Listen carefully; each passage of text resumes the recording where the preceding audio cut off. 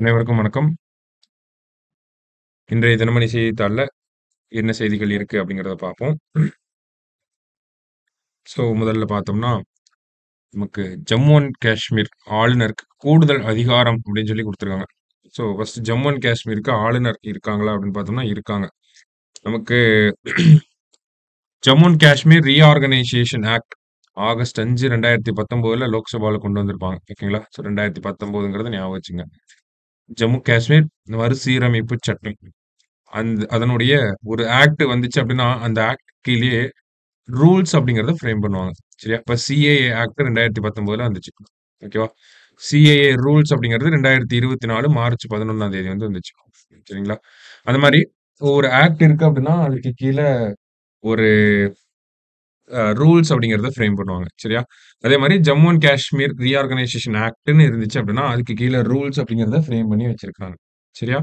அந்த விதிகள்ல ஒரு சில திருத்தங்கள பண்ணி, நம்மளுடைய ஜம்மு அண்ட் காஷ்மீர் ஆளுநர், அதாவது லெப்டினன்ட் கவர்னர் அப்படின்னு சொல்றோம். துணைநிலை ஆளுநர் அப்படின்னு சொல்றாங்க. அவருடைய அதிகாரங்கள்ல கொஞ்சம் கூடுதலா குடுத்திருக்காங்க. சரியா?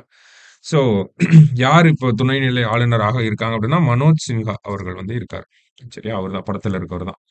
என்ன கூடுதல் அதிகாரம் குடுத்திருக்காங்க? ஓகேவா? இப்போ நமக்கு உச்சநீதிமன்றத்தின் தீர்ப்ப இந்த இடத்துல கொஞ்சம் பார்க்க வேண்டியதா இருக்கு.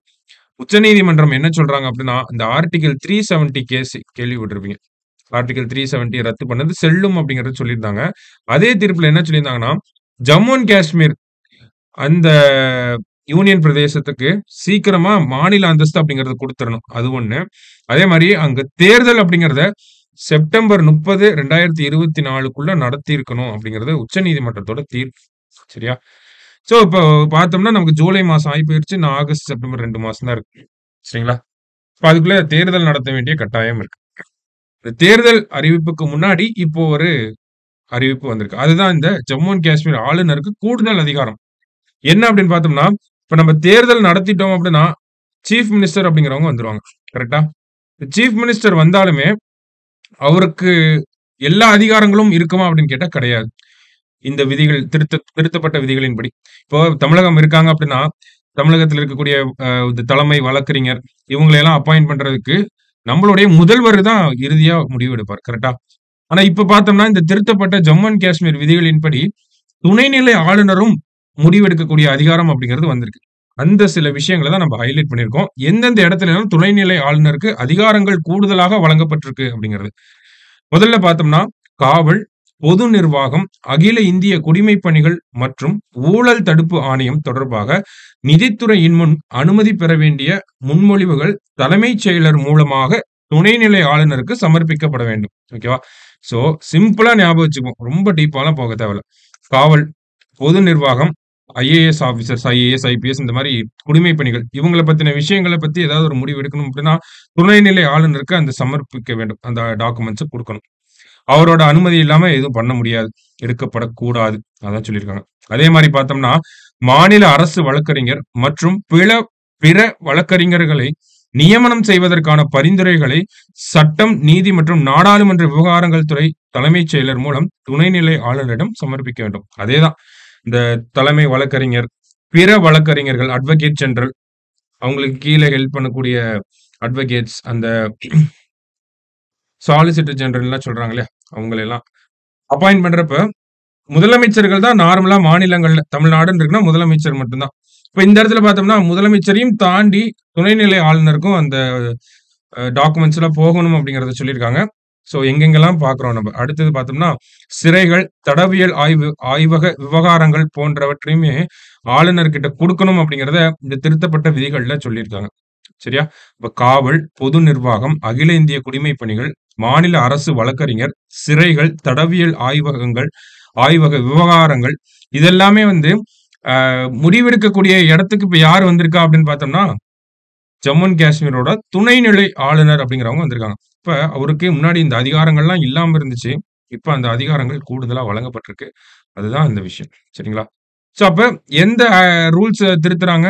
ஜம்மு அண்ட் காஷ்மீர் ரீஆர்கனைசேஷன் ஆக்ட்ன்னு இருக்கு. அதுக்கு கீழ Jammu and Kashmir reorganisation rules அப்படிங்கிறது இருக்கு. அந்த ரூல்ஸ்ல ஒரு சில திருத்தங்கள கொண்டு வந்து துணைநிலை ஆளுநருக்கு அதிகமான ஒரு பவர்ஸ குடுத்திருக்காங்க. என்ன ஒரு பின்னணியில அப்படின்னு பார்த்தோம்னா, இன்னும் ஒரு 2 மாசத்துல தேர்தல் நடக்க போகுது. ஓகேவா? ஸோ அரசியல் காரணங்களும் பல சொ சொல்லப்படுது.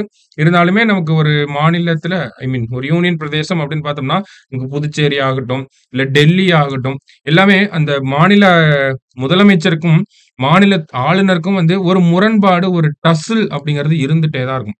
நெறைய இடங்கள்ல கேள்விப்பட்டிருப்போம். ஓகேங்களா? அரவிந்த் கெஜ்ரிவாலுக்கும், அங்க இருக்கக்கூடிய ஆளுநருக்கும் ஆக மாட்டேங்குது. அதே மாரி தான் புதுச்சேரி முதல்வருக்கும், அங்க இருக்கவங்களுக்கும் ஆக மாட்டேங்குது அப்படிங்கிறது. ஸோ, அதே மாதிரியான ஒரு விஷயம் தான் இப்பயும் நடக்க போகுது. சரிங்களா? ஸோ, ஜஸ்ட் என்ன எக்ஸாம் பாயிண்ட் ஆஃப் வியூல இத மட்டும் நம்ம தெரிஞ்சு வச்சுக்கிட்டா போதும். துணைநிலை ஆளுநருக்கு கூடுதலான அதிகாரங்கள் வழங்கப்பட்டிருக்கு அப்படிங்கிறது. சரியா? ஸோ, என்னன்றத பாருங்க ஒரு தடவ. ஓகே. ஸோ, அதான் ஃபர்ஸ்ட் நியூஸ் நமக்கு. அடுத்ததா பார்த்தோம்னா, ம் இந்தியாவில் முதல் முறையாக நடைபெறும் ஊடக மாநாடு அப்படின்னு சொல்லி குடுத்திருக்காங்க. ஊடக மாநாடு.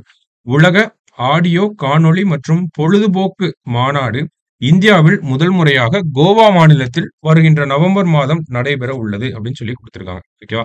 வேவ்ஸ் அப்படின்னு சொல்றோம். ஓகேங்களா? World audio, video and entertainment summit அப்படின்னு சொல்லுவாங்க. ஓகேவா? உலக ஆடியோ, காணொளி மற்றும் பொழுதுபோக்கு மாநாடு இந்தியாவில் முதல் முறையாக எங்க நடக்கப் போகுது? கோவால நடக்கப் போகுது அப்படிங்கிறத சொல்லியிருக்காங்க. சரியா? ஜஸ்ட் இத மட்டும் தெரிஞ்சுக்கங்க. எங்க நடக்கப் போகுது அப்படிங்கிறது. ஓகே. ஸோ நெக்ஸ்ட் நியூஸ்க்கு போனோம் அப்படின்னா, இந்தியாவில் இருந்து மாலத்தீவுக்கு முதல் உணவுப் பொருள் கப்பல் அப்படிங்கிறத சொல்லியிருக்காங்க. ஸோ இந்த பெரிஷபிள் கூட்ஸ்ன்னு சொல்லுவாங்க. நமக்கு இந்த காய்கறிகள், அண்ட் தென் பார்த்தோம்னா முட்டை, இந்த மாதிரியான விஷயங்கள்லாம் இந்தியாவிலிருந்து எடுத்துட்டு போயிருக்காங்க. எங்கன்னா மாலத்தீவுக்கு. மாலத்தீவுல இருக்கக்கூடிய அட்டு அப்படிங்கிற பிளேஸ்ல இருக்கக்கூடிய ஹிதாது துறைமுகத்துக்கு வந்து எடுத்துட்டு போயிருக்காங்க. சரியா? அதுதான் இந்த ஜஸ்ட் என்னங்கிற நியூஸ் மட்டும் பார்த்துங்க. ஓகேவா? ஸோ முதல்ல எடுத்துட்டு போயிருக்காங்க அப்படிங்கிறனால நம்ம என்ன ஏது அப்படிங்கிறத பார்க்குறோம். வேற எதுவும் இல்ல இந்த ஆர்டிக்கிள். இந்தியாவிலிருந்து உணவுப் பொருட்களை ஏற்றிச் சென்ற முதல் கப்பல் மாலத்தீவுல இருக்கக்கூடிய இந்த ஹிதாது துறைமுகத்துக்கு போயிருக்கு. அவ்வளவுதான். சரியா? Perishable goods. ஓகேவா? அந்த முட்டை, காய்கறி அந்த மாரியான சமாச்சாரங்கள். சரியா? அடுத்ததா பார்த்தோம்னா, சாம்பியன் விம்பிள்டன் விமென்ஸ் சாம்பியனா யார் வந்திருக்காங்கன்னா, இவங்க தான். ஓகேவா?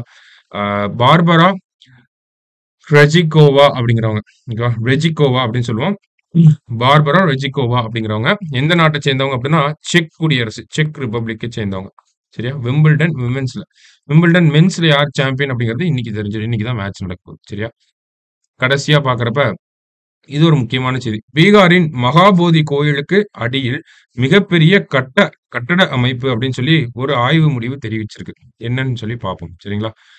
ஸோ, பீகாரில் மகாபோதி கோவில் வளாகம் மற்றும் அதை சுற்றியுள்ள இடங்களில் மிகப்பெரிய கட்டட அமைப்பு மண்ணில் புதைந்திருப்பதற்கான ஆதாரம் செயற்கைக்கோள் படங்கள் மற்றும் ஆய்வுகள் மூலம் கிடைத்துள்ளதாக தகவல்கள் வெளியாகி உள்ளது அப்படின்னு சொல்லியிருக்காங்க.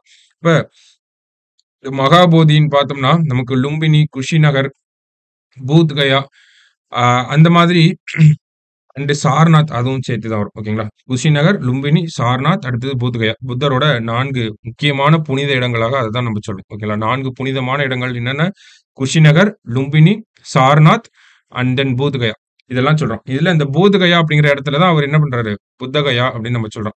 அந்த பகுதியில தான் கௌதம புத்தர் வந்து ஞானம் அடைஞ்சிருப்பாருங்கிறது நமக்கு தெரிஞ்ச விஷயம் தான். அந்த இடத்துல தான் இந்த மகாபோதி அப்படிங்கிற கோவில் இருக்கு. ஓகேங்களா? பூத் கயால அவர் ஞானம் பெற்ற அந்த இடத்தில் தான் என்ன இருக்கு? மகாபோதி அப்படிங்கிற கோயில் இருக்கு. ஓகேவா? அந்த கோயிலுக்கு அடியில ஒரு மிகப்பெரிய கட்டட அமைப்பு இருப்பதாக ஒரு சில ஆய்வு முடிவுகள், செயற்கைக்கோள் படங்கள வச்சு நமக்கு சொல்லியிருக்காங்க. இந்த மகாபோதி அப்படிங்கிற இந்த இடம் வந்து யுனெஸ்கோ ஹெரிடேஜ் சைட்டா இருக்கு. எப்போ அனௌன்ஸ் பண்ணியிருப்பாங்கன்னா 2002ல. சரிங்களா? ஸோ அதற்கு கீழ கட்டடங்கள் இருக்குது அப்படிங்கிற செய்திகள் வந்தனால, இந்த மகாபோதி கோயிலோட எல்லைய வரையறுத்துட்டு, ஓகேங்களா? ஐ மீன் இந்த பவுண்டரீஸ டிஃபைன் பண்ணிட்டு, அதுக்கு பிற்பட்டு இருக்கக்கூடிய பகுதிகள்ல அகழ்வாராய்ச்சி நடத்துவதற்காக பீகார் அரசாங்கம் அதற்கான பணிகள தொடங்கி இருக்காங்க. சரியா? ஸோ அததான் நம்ம பார்க்கிறோம் இந்த இடத்துல. 4 முக்கியமான இடங்கள் குஷிநகர், லும்பினி, ஆ சாரநாத் அண்ட் பூத் கயா. இதுல பூத் கயால தான் அவரு ஞானம் அடைந்திருப்பார். அடுத்ததா பார்த்தோம்னா 4 சாரி இந்த மகாபோதி கோயில் அப்படிங்கிறது பூத் கயால இருக்கு. மகாபோதி கோயிலுக்கு யுனெஸ்கோ ஹெரிடேஜ் சைட் எப்ப குடுத்தாங்கன்னா 2002ல நமக்கு குடுத்திருப்பாங்க. ஸோ அதை சார்ந்து இருக்கக்கூடிய விஷயங்கள நம்ம தெரிஞ்சுக்கிறோம். அவ்வளவுதான். சரிங்களா? ஸோ அங்க என்ன எதுக்காக இத பார்க்கிறோம்னா, அடியில ஏதோ ஒரு மிகப்பெரிய கட்டட அமைப்பு இருக்காமா.